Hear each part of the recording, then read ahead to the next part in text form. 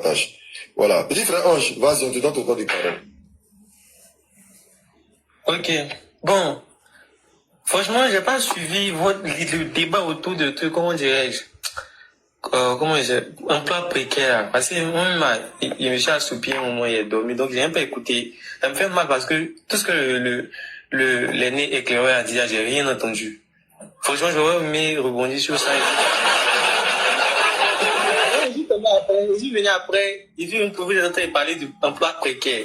Moi, ce que je comprends pas, c'est déjà, qu'est-ce que vous entendez par emploi précaire? Parce que moi, je comprends pas. Il me souvient, la question de la précarité de l'emploi, là. C'était une fois, le ministre Mamadou Touré a été invité sur un plateau, je crois que c'est sur NCI, où, c'était face à Catino même, si je me souviens bien, où il a dit non, où le ministre a dit non, qu'il y a seulement 2% de chômeurs en Côte d'Ivoire. Après, nous-mêmes, on est venu sur Facebook, dit non, mais le ministre est en train de raconter quoi, comment ça, 2% de chômeurs, etc. Et je sais que c'est dans cette période, je suis parti voir qu'est-ce qu'il lui considérait comme chômeur, etc. Parce que, quand tu dis qu'il y a 2% de chômeurs, ça dépend de ce que toi tu considères comme chômeur. Voilà. Parce que si moi, ce que moi je considère comme chômeur, si on fonctionne ça, je fais mon évaluation, forcément, je dirais que ça fait 2%, mais en réalité. C'est pas un chômeur, faut nous expliquer comment avancer. Attends, c'est pas ça le débat, mais attends, il est fini. Non, Denguele, pardon, non, Denguele, pardon, laisse-le parler, laisse le petit parler. Laisse le petit parler, pardon. Jojo, c'est notre panel. Je fais ce que je veux. Vous pouvez descendre pour aller ailleurs. Mon petit Axel, dis-nous c'est quoi un chômeur? Parce que Madou Touré, là, il connaît rien. Il est ministre parce que son grand frère qui est ado. Maintenant, toi, là, tu es un intellectuel. C'est quoi un chômeur? Sinon, on ne va pas avancer. On est fatigué de vous, hein. On est mal fatigué de vous. Dis-nous c'est quoi un chômeur? Toi, un gamin comme ça. Il y a l'impression que... Denguele, tu es insupportable, hein. Dis. Non, Seigneur. C'est quoi un chômeur, mon petit? C'est quoi un chômeur? Il disait... je pense que c'était dans cette période-là où le ministre était venu sur le plateau et puis il avait dit qu'il y avait seulement 2% de chômeurs. Donc après, nous, bon, c'est un peu offusqué. On a dit, bon, comment le ministre a calculé, comment ils ont fait les statistiques pour venir dire finalement qu'il n'y a que 2% de chômeurs. Parce que 2%, tu es en train de dire que sur des jeunes aptes à travailler, sur 100 jeunes, il y a seulement 2 qui sont au chômage. Pourtant, nous, on est en Côte d'Ivoire, on connaît la réalité. Sur 100 personnes, si on veut calculer, il y a peut-être, s'il y a trop, peut-être 10 ou 20 personnes qui travaillent, qui ont un métier stable, qui ont un travail stable. Après, il y en a beaucoup qui sont dans l'informel. Le reste, après, plus de la moitié, ils sont carrément au chômage. Puisque même pour être dans l'informel, il faut avoir les premiers fonds pour pouvoir te lancer. Donc voilà, nous, on n'a pas trop compris. Mais bon, on ne peut pas critiquer un rapport comme ça parce que le rapport, là, quand ils font le rapport, toutes les définitions, toutes les thèmes techniques qu'ils emploient, ils définissent ça, en fait. Même quand tu prends une loi, quand il donne un thème technique qui peut avoir une définition dans le dictionnaire, la loi même définit. Encore, pour venir te dire que la définition que nous on donne là, c'est cette définition dont tu vas tenir compte. Donc tu prends pas la définition du dictionnaire. Donc tu vas voir que si tu prends la définition du dictionnaire, quelqu'un qui est au chômage, et puis quand tu prends le rapport, la définition du rapport, c'est pas la même chose. Donc ça peut justifier le fait que les chiffres ne sont pas totalement en accord avec ce que nous on estime être beaucoup plus réel. Maintenant, vous avez dit que précarité de l'emploi, est-ce que c'est que le CDD est un emploi précaire? Vous allez prendre le critère de la stabilité de l'emploi pour dire qu'à partir du moment qu'un métier est stable, qu'un emploi est stable, c'est qu'il n'y a pas de précarité. Maintenant, moi, je me pose la question, si la stabilité est un critère pour vous, pour déterminer la stabilité d'un emploi, moi, j'ai envie de dire que même le CDI, finalement, c'est que le CDI est un emploi précaire, parce que même le CDI peut tomber à tout moment. Le CDI, là, seulement, c'est un contrat à durée indéterminée, mais à tout moment, on peut te renvoyer. Donc, où est la stabilité dans ça? Donc, si même le CDI par excellence, qui est le contrat vraiment, qui a une sécurité par excellence, moi, je comprends pas pourquoi on vient prendre le seul critère de la stabilité. Je pense qu'en plus de la stabilité, il y a d'autres critères qui vraiment peuvent venir, donner une bonne définition dont on pourra tenir compte. Mais faut pas aller sur Google. C'est que moi, je reproche aux gens. Faut pas aller sur Google. Tu tapes la première définition qui sort, tu prends ça, tu viens, que voici ça, comme c'est sur Google. Franchement, moi, je pense pas que ce soit sérieux d'un débat aussi important. C'est pas intéressant d'aller sur Google, tu tapes et puis tu prends la définition. Quand tous ceux qui font de la recherche, là, tous ceux qui font de la mesure, qui sont vraiment de la méthodologie, ils savent que faut faire très attention à tes informations, à tes sources. Même Wikipédia n'est même pas une source fiable parce que tout le monde peut modifier les articles sur Wikipédia. Moi, je parlais sur Wikipédia aujourd'hui, j'ai écrit un article en fonction de moi, ma façon de voir les choses. Quelqu'un va venir lire, il va penser que oui, que c'est vrai. Alors que il y a mon opinion partisane aussi qui a influencé beaucoup le contenu de l'article. Voilà. Donc, la question vraiment de ce genre de choses-là. Quand vous voulez parler du métier précaire, quand c'est dit dans un rapport, prenez le rapport. Si le rapport n'a pas défini, prenez peut-être le comité ou bien le truc qui a écrit ce rapport là, demandez qu'est-ce que vous entendez qu'est-ce que vous considérez comme un emploi précaire ou bien quel individu vous considérez comme un chômeur. Comme ça, il vous dira en fonction de ça, on pourra avancer. Sinon, venez ici un panel pour venir sortir des définitions. Puis tout le monde peut sortir sa définition. Hein.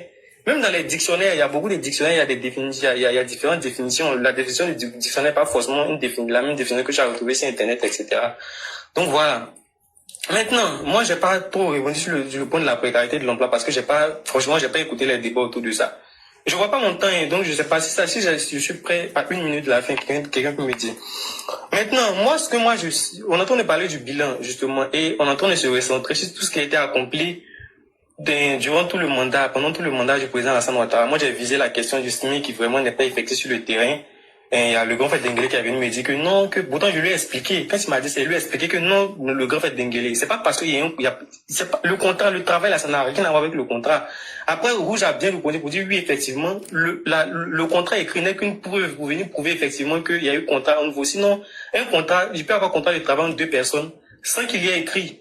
Donc, c'est même pas un critère déterminant. L'écrit, c'est juste une formalité, la preuve que, effectivement, vous avez un contrat. Mais même sans ça, si tu vas, devant le juge du travail, si tu n'as pas de contrat de travail, on requalifie ça en CDI. C'est même une sanction, pour l'employeur. Donc, le critère vraiment de dire que comme il y a contrat, s'il n'y a pas de contrat, il peut te rémunérer comme il veut. Non, ça, c'est même pas ça. Voilà. Maintenant, moi, j'ai entendu dire une chose. Aujourd'hui, quand on parle, vous dites que non, que le président a beaucoup réalisé. Oui, nous sommes conscients que, effectivement, par rapport au gouvernement d'avant, il y a eu beaucoup plus avancé. Mais comme j'ai dit, l'évolution, c'est dans l'ordre naturel des choses. Quand on évolue, c'est pas forcément parce que, bon, peut-être que ça aurait été n'importe quel autre président. Il y a certains points qui auraient évolué. Voilà. Donc, je vois, par exemple, la couverture d'électricité, etc. Même ça, quand on avance, on sait que la CU même, qui veut, déjà l'électricité, c'est même pas grand chose à voir avec le programme gouvernemental, puisque, voilà, c'est vrai que l'État, ils aident avec la construction des barrages, etc. Mais quand on parle de stock de l'énergie, distribution, etc., ce sont des entreprises privées qui bien vrai que elles exercent une mission de service public, mais c'est la CIE, c'est le CIPREL qui gère ce genre de choses-là. C'est même pas très en rapport avec le gouvernement. Voilà, donc il y a des acteurs privés aussi, il y a des particuliers qui, parce qu'ils veulent étendre leur marché, prennent des initiatives qui après on peut penser que non, que c'est le gouvernement qui est en train de faire ça. Je prends par exemple n'importe quoi. Si la CIE vient aujourd'hui, la CIE dit bon, aujourd'hui on est dans l'énergie, on va peut-être passer dans le transport. Donc on va créer une filiale, bien une succursale qui va faire le transport, on va recruter des gens pour travailler. Les gens, on voit pas que le gouvernement est en train de donner de l'emploi aux gens. Pourtant non, c'est pas le gouvernement, c'est l'entreprise qui décide d'étendre son marché. Donc, c'est la confusion qu'on a aujourd'hui ici. Il y a plusieurs, quand on prend les usines qui ont été construites, il y a des usines qui ont été construites par des particuliers. Cargill, ils ont créé des usines de cacao, d'usines, etc. Les gens viennent dire que non, que c'est le gouvernement, que non, que c'est pas le gouvernement qui a construit ces usines-là. C'est une entreprise privée qui, parce qu'elle veut, en fait, même, comment dire, le port à conteneurs, l'extension du deuxième terminal à conteneurs, c'était même pas, une initiative même du gouvernement. C'est Bolloré qui, parce qu'elle voulait étendre, comment dirais-je, ses chiffres, à lancer à inciter à étendre le deuxième terminal à conteneurs. Donc vraiment, il y a des actions qui n'ont pas grand chose à voir avec le gouvernement. Voilà, merci.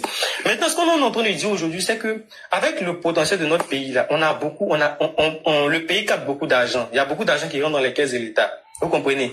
Et avec l'argent qui rentre dans les caisses d'État, si on veut optimiser les dépenses, vous allez vous rendre compte qu'on n'aura même pas besoin de prêter. Je dis n'importe quoi. Un chef de famille qui gagne peut-être 1 million de francs CFA, pour toute la famille, avec les 1 million là, il peut nourrir les enfants, soigner les enfants, payer les scolarités, etc. Maintenant, lui, le chef de famille, lui, qu'est-ce qu'il décide? Il dit non que bon, c'est vrai que je gagne 1 million, je peux couvrir toutes les charges, mais moi, chaque week-end, je vais organiser une réunion avec les autres membres de la famille, ou bien mes frères, les autres cousins, on va organiser une réunion de famille, on va manger, etc., on va se mettre bien. Maintenant, chaque dimanche, il organise ça, par exemple. Maintenant, il se trouve que c'est dans les 1 million que lui, il gagne pour gérer sa famille. Lui, va enlever l'argent dedans, pour pouvoir faire ses festivités. Maintenant, finalement, quand il calcule la fin du mois, c'est 1 million là, il a déjà perdu au moins 500 000 francs dans ce genre de bêtises là. Les 500 000 qui restent, il va prendre ça pour couvrir les charges, mais il ne peut plus. Donc, il est obligé d'aller prêter encore pour venir compléter. Alors qu'à la base, il avait déjà suffisamment pour couvrir toutes les charges. Mais il a préféré faire des dépenses inutiles. Maintenant, finalement, il n'a plus d'argent, il est obligé de prendre crédit. C'est ce qu'on est en train de vous dire aujourd'hui c'est ce qui se passe aujourd'hui avec la Côte d'Ivoire. Tout l'argent qu'on gagne là, hein, avec les investissements publics, les mines d'or, les trucs, les gisements aurifères qui ont été trouvés, pétrole, etc. Avec ce qu'on gagne là, on peut financer notre charge. Franchement, on peut financer les charges publiques sans avoir emprunté. Est-ce qu'on est en train de dire, mais aujourd'hui, on a l'argent, mais on fait des dépenses inutiles. Par exemple, c'est ce que le député Assalok Tchomoko a dit, on a créé un Sénat. Bon, Sénat là, ça sert à quoi?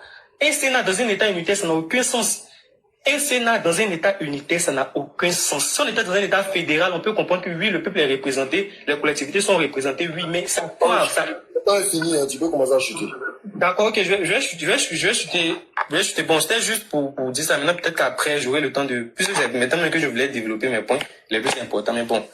Je vais rester là, merci. Là, s'il y a d'autres personnes qui ont des motions écrivées en bas, vous allez faire vos motions écrivées en bas en français. Moi, je voulais parler. Ok, Claire, vas-y. Ok. J'allais demander à Ange, tout le monde a suivi ce qu'il a dit, hein, et c'est un enfant, peut-être même qu'il ne vaut pas l'âge de mon premier fils. Il a dit que lui, il était en train de dormir, et que lui n'a même pas suivi ce que les gens ont dit, et il m'a pris par mon nom. Mais quelqu'un qui dort, mais qui a la capacité de venir interpréter les propos des uns et des autres, est-ce que cette personne-là dormait vraiment? Ange, il faut J'ai dit. Emploi précaire là, c'est juste. Non. Avant de commencer à parler, tu as dit que tu dormais. Oui, effectivement. Oui, ça va. Mais pour quelqu'un qui dormait, tu as pris méthodiquement des points et tu m'as cité, tu as défini et tu as contesté ce que les gens ont dit. Comment tu as cette capacité, en même temps que tu dors, tu comprends bien ce que les gens disent? C'est quel mécanisme qui te permet de faire ça à la fois? C'est ce que je veux comprendre. Et le silence que tout le monde voit, ça veut dire que je l'ai pris. Non, ça va. Donc vous voyez, un menteur en psychologie, quand on veut les attraper, ce qui lui fait le plus peur là, on le met en face de cela. Et quand c'est comme ça, il y a un temps de 5 secondes de silence. Parce que la personne est en train de développer un mécanisme pour réadapter sa pensée. Quand j'ai attrapé Jojo devant vous, vous avez vu, il a adopté la même méthodologie. Il s'est calmé pendant au moins 20 secondes.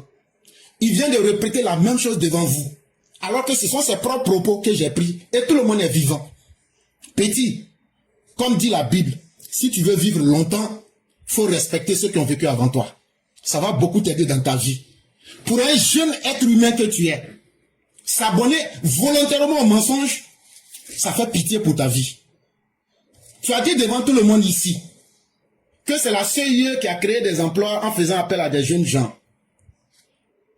Bon, je vais te donner un facteur simple. Est-ce que la CIE ici n'avait pas la paix? Est-ce qu'il y a un facteur de richesse qui est plus évident que la paix? S'il n'y avait pas la paix, est-ce que la CIE allait être capable? Parce que tu veux saboter l'effort du gouvernement. C'est ton rôle. Mais j'ai posé une question ici. Tu dois peut-être défendre le PDCI ou même n'importe quel parti politique en Côte d'Ivoire. Ton parti que tu défends là, eux ils ont créé combien d'emplois précaires quand vous étiez au pouvoir?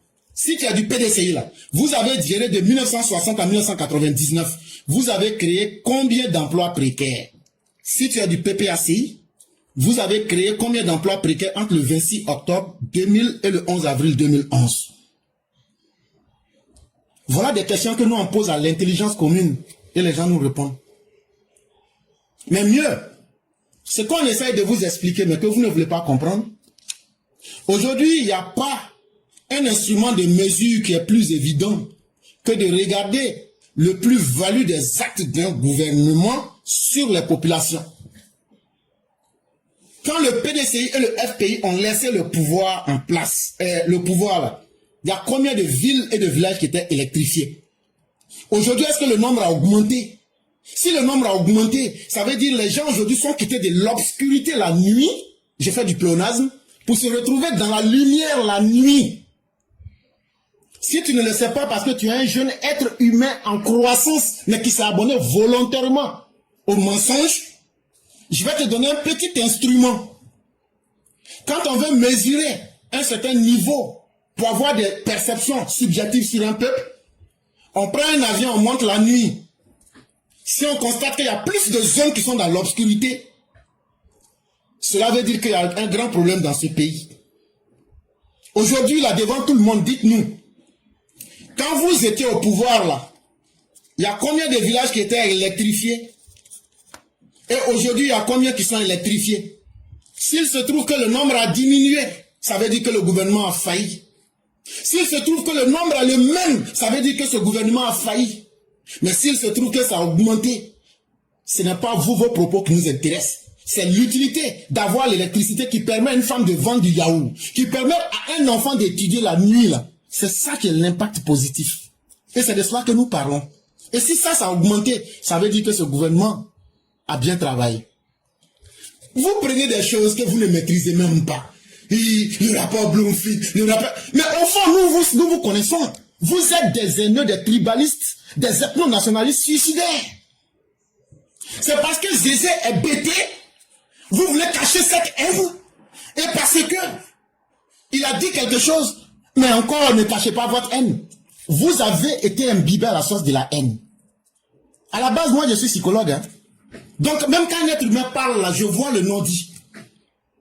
Mais votre haine ne va pas prospérer. Parce que moi je reprends le rapport risque Côte d'Ivoire 2025 de la même agence Bloomfield Intelligence. C'est que tu voulais critiquer pour dire que Mamadou Touré a dit qu'il y a 2% de chômage. Mais qu'est-ce que le rapport de Bloomfield Intelligence me dit? Qu'en 2010, là, quand Obama laissait le pouvoir, là, on était à 6,6% de chômage. Mais qu'en 2023, nous sommes à 2,3% de chômage. Ça veut dire quoi? Ça veut dire que ce que Mamadou Touré a dit n'a pas menti. Zézé est venu confirmer cela avec son étude la plus récente. Et là, vous voulez tromper les gens, mais il y a la précarité. Je crois qu'il est dit que laver la tête d'un singe, c'est perdre son temps. Quelqu'un qui s'est abonné au mensonge, c'est simplement aller à l'école de la malédiction. Et on ne peut rien pour ces personnes. Mais je vais vous donner une chose. La précarité, c'est quoi? Parce que vous voulez jouer sur les mots faits de la sophistique pour perdre du temps inutilement aux gens. La précarité, en termes d'emploi, c'est quoi? C'est un emploi qui n'est pas garanti sur la durée. Ça veut dire, on est en train de faire un pont, le 4e pont. On dit, bon, l'emploi là, on a besoin par exemple de gens qui vont mettre du sable dans Brouet pour 6 mois. Mais là où vous étiez en train d'endoctriner les jeunes, de les alcooliser et de les imbiber dans la haine, en ne leur offrir aucun boulot pendant 10 ans, 15 ans, 20 ans, nous, notre régime offre aux jeunes la possibilité de se faire une brouette pour avoir au moins 200 à 250 000 francs à la fin du mois. Quand on parle de la précarité, ça ne veut pas dire que le boulot là, la personne vit mal. Ça ne veut pas dire que ça ne peut pas lui assurer un quotidien. Le mérite de ce boulot précaire que vous n'aviez jamais été capable de faire a un impact dans l'économie. Parce que ça agit sur le PIB. Et ça, vous ne pouvez pas contester. Est-ce que celui qui a poussé une brouette là, l'économie qu'il génère là, est-ce que ça ne rentre pas dans le PIB? Est-ce que ça ne participe pas à l'édification de notre PIB? Et donc, ça veut dire, ce n'est pas une seule personne qui construit un pays.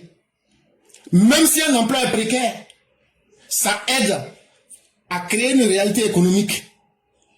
Personne n'a dit que nous étions à Calipolis pour dire que le régime actuel n'est pas contesté et contestable. Mais nous disons, avant de critiquer quelqu'un, il faut être toi-même capable de faire ton aggiornamento, ta mise, ta propre critique, et maintenant dire, par rapport à nous, voilà ce qu'on aurait pu améliorer. C'est ce qu'on est en train de vous dire. Ne vous abonnez pas bêtement dans le mensonge. Maintenant que Bloomfield, j'étais sorti son rapport qui dit qu'il y a 2,3% de chômage. Tu voulais minimiser Mamadou Touré. Maintenant, comment? Tu seras aussi obligé de minimiser Zézé maintenant. Votre idole par ignorance et par ethno-nationalisme. Donc maintenant, sors pour nous dire que les 2,3% sont faux. Sors devant tout le monde. Les 2% de Mamadou Touré que tu es en train de ridiculiser là. Sors pour nous dire aussi que les 2,3% de Bloomfield sont aussi ridicules. Sors pour le dire.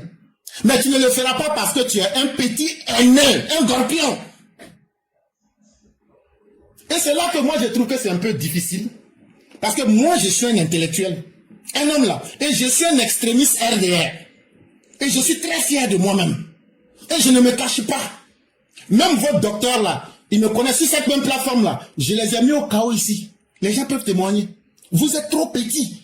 Allez vous réabonner et recycler vos éléments de langage qu'on vous donne. Parce que tout est faux. Quand on vous raconte là, regarde ce que tu as dit. Bon, les 73%, vous êtes fiers de dire que nous on a créé 73% d'emplois précaires. Mais vous venez nous dire ce que vous avez créé. Jusque-là, on vous attend sur cette question. Et vous ne pourrez jamais le répondre. Et même en termes de création d'emplois précaires, on a fait mieux que vous. Donc de quoi est-ce que vous voulez nous parler? Soyez humbles, abonnez-vous à la vérité, ça va beaucoup vous aider. Et à la plateforme Ivoire Débat, je dis merci à tous ceux qui m'ont écouté. Et continuons d'éveiller la conscience. La vérité, c'est une chose qui est difficile.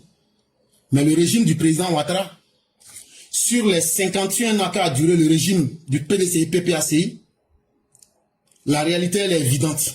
Les Ivoiriens vous disent aujourd'hui, c'est grâce au régime d'Alassane Ouattara qu'on a connu les filets sociaux. Dites si le PDCI ou bien le PPACI en a fait. Dites ce qui a été fait ici. Aujourd'hui, on voit une politique sociale où on arrive à augmenter des salaires. Là où le PDCI et le PPACI mettaient la tête de ceux qui réclamaient une augmentation des salaires sous la guillotine.